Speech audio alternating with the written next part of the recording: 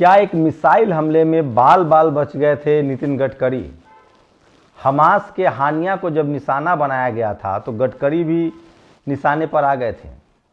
कैसे शाम 4 बजे उनको होटल खाली करके निकलना पड़ा था, और क्या प्रधानमंत्री के कहने पर वो ईरान गए थे और वो बाल बाल बच गए थे। ये बड़ी खबर है जो आपको बताने वाला हूं मैं। ये खुद खुलासा नितिन गडकरी ने किया। और सोचिए देश में क्या चल रहा है। पहले सिखों को धर्म के नाम पर मारा गया, आप सब चुप थे। मुसलमानों को धर्म के नाम पर मारा जा रहा है, हम सब चुप हैं। ईसाइयों पर हमला हो रहा है, हम सब चुप हैं। और सोचिए अपने ही हिंदू भाई बहन दलित पिछड़ों के अधिकार खाए जाते हैं और सबसे ज़्यादा हत्याएं होती हैं। सच्चाई है कि भारत में सबसे ज़्यादा हत्याएं जाति के नाम पर होती है, फिर सांप्रदायिकता के नाम पर होती है, और फिर आतंकवाद के नाम पर होता है। लेकिन सवाल ये है कि भारत में लोग घरों से तब क्यों नहीं निकलते हैं जब जातिवाद के नाम पर हत्याएं होती है, जब अल्पसंख्यकों पर हमले होते हैं। सवाल ये भी है कि भारत में लोग रेप होता है तो क्यों नहीं निकलते हैं, क्यों जाति देखने लगते हैं।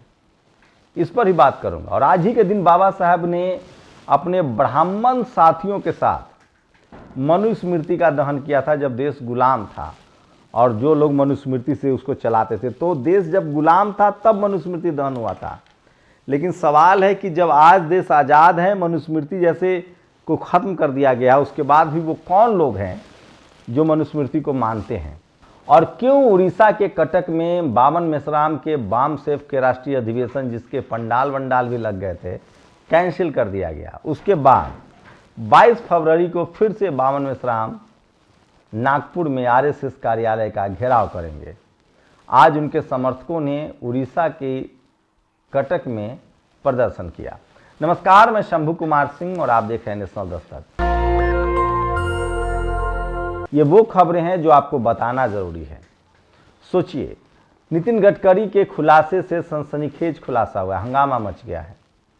हमास का प्रमुख हानिया, जिसकी ईरान की राजधानी तेहरान में मिसाइल मारकर हत्या की गई थी, उस दिन उसके गवाह खुद नितिन गडकरी भी बने थे। नितिन गडकरी की खुद माने तो प्रधानमंत्री ने उनको बाकायदा अनुरोध किया था कि आप ही जाइए ईरान।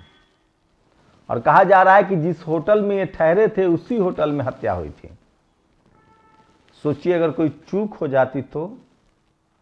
गडकरी की माने तो सारे जो राष्ट्राध्यक्ष थे या जो हर देश के रिप्रेजेंटेटिव थे, एक राष्ट्रपति के शपथ में गए हुए थे। सारे देशों के राष्ट्राध्यक्षों को एक 5 स्टार होटल में ठहराया गया था। सेना का पुख्ता इंतजाम था। उसमें एक शख्स ऐसा था जो किसी देश का राष्ट्राध्यक्ष नहीं था, लेकिन वो सबसे खास था। गडकरी ने जानना चाहा तो उन्हें बताया गया कि ये हमास के प्रमुख हानिया हैं। बाद में वो राष्ट्रपति के कार्यक्रम में शरीक हुए।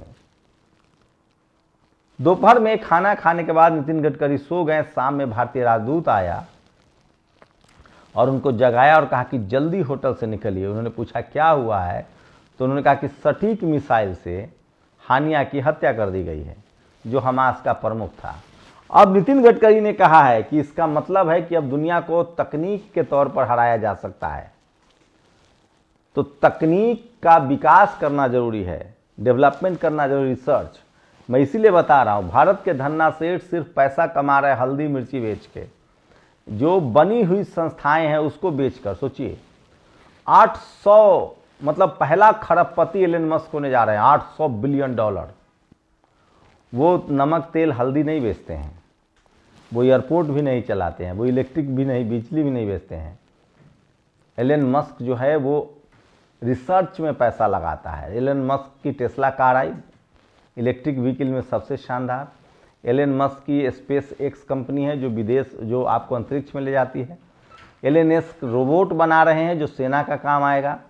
एलन मस्क जो है वो बैटरी वाली कार बनाते हैं। एलन मस्क स्पेस एक्स और एलन मस्क का एक्स भी है, और साथ ही एलन मस्क का इंटरनेट भी है। सोचिए, तो एलन मस्क दुनिया के सबसे बड़े धन्ना सेठ इसलिए बने हैं क्योंकि वो रिसर्च में पैसा खर्चा करते हैं। लेकिन आपके यहाँ का धन्ना सेठ क्या करते हैं? वो रिसर्च में पैसा नहीं खर्चा करते हैं, वो मेड इन चाइना का माल भारत में ठप्पा मारकर बेचते हैं। वो भारत का जो वही सकत जो धंधा है, जो पीढ़ी दर पीढ़ी है, हल्दी, नमक, धनिया, प्याज, नई चीज़ों में वो विदेशी जो कैमरा विदेश आएगा, गाड़ी के नए लॉन्चिंग होगी, नया टेक्नोलॉजी आएगा, इंटरनेट सर्विस प्रोवाइडर, वो दूसरे को नहीं आने देते हैं। लेकिन बाकी तमाम टेक्नोलॉजी वाली चीज़ें जो हैं उसमें वो दुकानदार हैं। वो दुकान चाइना से और वियतनाम से, कोरिया से, सब देशों से खरीद कर और आपको महंगा में बेचते हैं। इससे क्या होता है कि भारत की इकोनॉमी भी बर्बाद होती है, भारत डेवलप नहीं कर पाता है। लेकिन यहाँ के धन्ना सेठों को इंटरेस्ट नहीं है कि वो रिसर्च में पैसा खर्चा करे, इंस्टीट्यूट खड़ा करे, और ख़ासकर 90% लोगों में तो उनकी बिल्कुल इंटरेस्ट नहीं है। वो उनको सिर्फ बाजार समझते हैं, उनको वो न नौकरी देते हैं, न उनके पढ़ाई लिखाई में इंटरेस्टेड है, और साथ ही न उनके पॉलिटिकल पार्टी को वो चंदा भी नहीं देते हैं। तो ये बहुजन समाज को सोचना है। और सोचिए, एक तरफ आप जहाँ लेटेस्ट टेक्नोलॉजी की बात करते हैं, छत्तीसगढ़, उड़ीसा, असम, देश भर में जहाँ जहाँ बीजेपी की सरकार है और जहाँ नहीं है वहाँ सब जगह क्रिश्चियनों पर हमले हो रहे हैं, क्रिसमस ट्री पर हमले हो रहे हैं, ईसाइयों पर हमले हो रहे हैं, और प्रधानमंत्री खुद जाके देश की राजधानी दिल्ली में चर्च जाते हैं। सवाल है कि इससे देश को क्या नुकसान होगा, उसको समझने की कोशिश कीजिए। दुनिया के 3 करोड़ लोग, दुनिया भर में भारत के 3 करोड़ लोग रहते हैं। मान लीजिए अमेरिका में अगर भारतीयों पर हमला हो जाए हिंदू कह के, अभी तो दिवाली मनाते हैं, होली मनाते हैं, फिर क्या होगा? आपको कोई भारतीय कह देता है, एशियन कह देता है, तो आप नस्लभेद का आरोप लगाते हैं, जबकि आप पोर पोर जातिवाद में डूबे हुए हैं। तो सोचिए, जब इन लोगों को कोई दिवाली, होली, छठ त्यौहार मनाने पर अगर आरोप लगा दे तो सोचिए, जब इसी तरह से जब महाराष्ट्र में राज ठाकरे भाषा के नाम पर गुंडागर्दी करता है, लेकिन इन भक्तों को समझाए कौन? ये लोग न संविधान से मतलब है, न इनको पढ़ाई लिखाई, स्कूल, अस्पताल, दवाई से मतलब है। ये पेड गुंडे हैं, पेड कार्यकर्ता हैं, जो आरएसएस के विचारधारा से लैस है और उसी के इशारे पर काम करते हैं। धार्मिक भी नहीं है। अब बताइए, दुनिया भर में 3 करोड़ लोग भारत के नाराई हैं, जिसमें ज़्यादातर ईसाई देशों में हैं, मुस्लिम देशों में है। क्या होगा? मुसलमानों पर लगातार हिंसा हो रही है। सोचिए, मैं तमाम पत्रकारों को देख रहा हूँ, वो मुझसे कहते हैं कि बांग्लादेश में दलित मारा गया है, तो उसमें भारतीय मुसलमान की क्या गलती है? भारत का अफजल और फैजल वहाँ मारने गया है क्या? या भारत के मुसलमान वहाँ कहीं बैनर लेके निकल रहे हैं कि नहीं बांग्लादेश में बहुत अच्छा हो रहा है? अरे आपको इतनी चिंता है बांग्लादेश के दलितों का, तो आप जाइए रिपोर्टिंग कीजिए ना बांग्लादेश में जाके, कौन रोक रहा है? नेपाल तो आप जा नहीं सकते हैं, बांग्लादेश आप क्या जाइए, खाक जाइएगा। बस दुनिया में कहीं भी मुसलमान किसी मच्छर को मार दे, अरे भैया, मुसलमान मेलबोर्न में बम गोली चलाता है, उसे भारतीय मुसलमान का क्या लेना देना है? तो ये जो आरएसएस का जो मॉड्यूल है, जो प्रचार है, उसमें सोचिए, क्रिश्चियनों पर हमला, मुसलमानों पर हमला, सिखों का नरसंहार हुआ इस देश में, अल्पसंख्यकों को मारा जा रहा है। लेकिन उससे ज़्यादा भारत में सबसे बड़ा आतंकवाद है जातिवाद। भारत में सबसे ज़्यादा रेप, हत्याएं जाति के नाम पर होती है। तब इस देश के लोगों को खून नहीं खौलता है। अपने ही धर्म के दलित पिछड़ों की नौकरी खा जाते हैं चोरी से। यूपी में कोई वैकेंसी नहीं आ रही जिसमें चोरी नहीं है, तब इनका खून नहीं खौलता है। अपने ही धर्म के लोगों को जाति के नाम पर मारते हैं। इनका, मैं फिर कह रहा हूं, जो सांप्रदायिक है वही संघी है, जो संघी सोच का है वो सांप्रदायिक है, वही जातिवादी है और वही मनुवादी है। आप बताइए, जो क्रिश्चियनों पर हमला कर रहे हैं, जो मुसलमानों पर हमला करते हैं, जो बुद्धिस्टों पर हमला करते हैं, यही जातिवाद के भी हमलावर हैं, और कुछ तो जातिवाद के शिकार भी हैं। मैं लगातार इस देश के दलित, पिछड़े, किसान, आदिवासी, अल्पसंख्यकों से कह रहा हूं, इस देश की तरक्की चाहते हैं तो पढ़ाई लिखाई, स्कूल, अस्पताल पर बात कीजिए।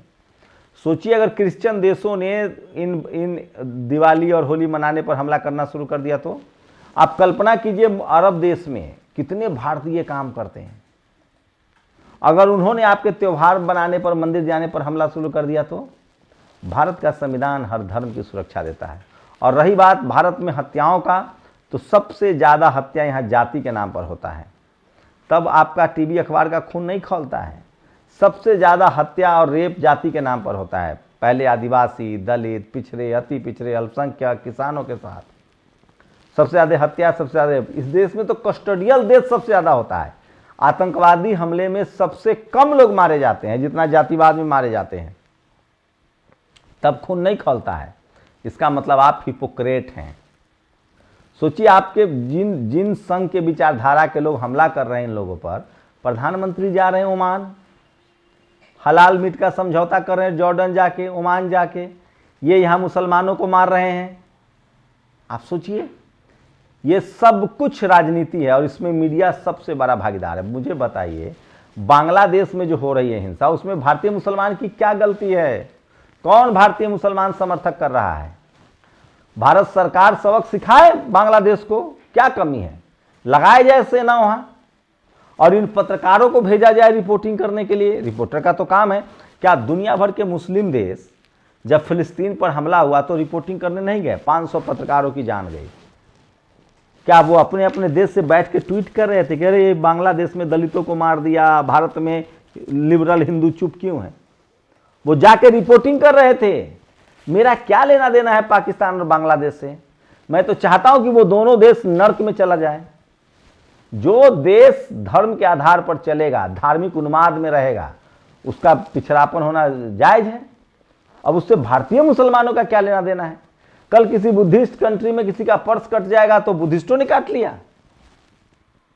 मैं फिर कह रहा हूं, जो लोग सिखों पर, ईसाइयों पर, मुसलमानों पर, दलितों पर, पिछड़ों पर हमला कर रहे हैं, उनसे नफरत कर रहे हैं, और सोचिए यही लोग जिनको बांग्लादेशी मुसलमान दलित की चिंता है, मैं उस हिंसा के खिलाफ हूं।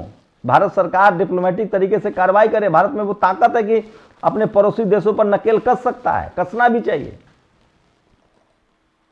लेकिन सोचिए, आप कल्पना कीजिए कि इसी देश में अपने ही धर्म के हिंदुओं की नौकरी खाई चोरी की जा रही है। यूपी में कोई वैकेंसी नहीं आती है जिसमें चोरी ना हो। तो इन चालाक शातिर जातिवादी मनुवादियों से सावधान रहिए। और सोचिए, इससे भी बड़ी खबर बता रहा हूं, किस तरह से बाम सेफ बामन मेश्राम का कार्यक्रम कटक में कैंसिल कर दिया गया। बड़े बड़े पंडाल लग गए थे, खर्चा हो गया था, 26 से 30 तक उनका राष्ट्रीय अधिवेशन था, उसको कैंसिल कर दिया गया है। परमिशन नहीं दिया गया क्योंकि बीजेपी की सरकार है। सबसे ज्यादा सांप्रदायिकता, जातिवाद बीजेपी शासित राज्यों में हो रहा है। असम हो, छत्तीसगढ़ हो, राजस्थान हो, मध्य प्रदेश में क्रिश्चियनों पर हमला है। ये सब कुछ देश को कमजोर कर रहा है, संविधान को कमजोर कर रहा है, भाईचारा खत्म हो रहा है। जो भी धर्म के नाम पर और जाति के नाम पर या लिंग के आधार पर अत्याचार करे, समझिए वो देश को कमजोर बना रहा है। बामन मेश्राम ने ऐलान किया है कि 22 फरवरी को वो फिर से नागपुर के आरएसएस हेडक्वार्टर का घेराव करेंगे। शुक्रिया। दस्तक की आपसे गुजारिश है कि अगर इसको बचाना चाहते हैं तो नेशनल दस्तक को सब्सक्राइब करने के लिए रेड कलर के सब्सक्राइब बटन को दबाएं, फिर बेल आइकन की घंटी दबाएं। नेशनल दस्तक को बचाने के लिए बहुत जरूरी है कि हर खबर को शेयर करें, लाइक करें, कमेंट जरूर करें।